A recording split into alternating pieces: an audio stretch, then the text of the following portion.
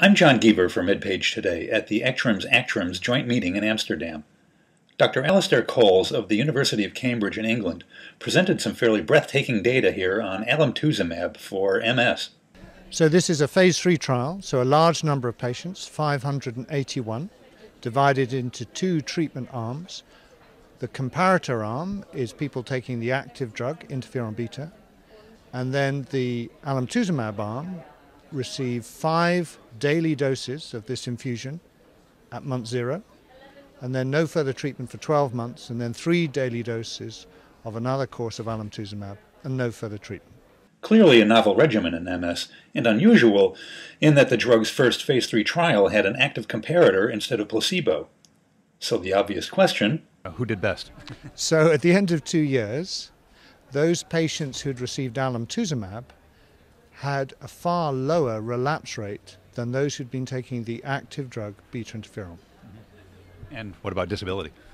So there was no change in the small number of people who accumulated disability in either the alemtuzumab or in the Rebif arm. And safety, of course, always an issue with any drug. Sure. So our experience in this trial replicates our previous experience, where the most significant safety concern is the predictable appearance of autoimmune disease against the thyroid gland in 20 to 30% of patients, which is easily managed, and in 1 to 3% of patients, an autoimmune disease against the platelets, making people liable to bleed, a disease which again can be identified and treated and cured. And this being a head-to-head trial, this is exactly the kind of information that doctors want to have. Yeah.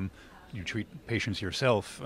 What would you recommend to patients on the basis of this trial? And of course, if there are other studies underway that would inform that, Yes. Tell me about them. So this was a trial of people who had had multiple sclerosis for less than 2 years and had received no other treatment.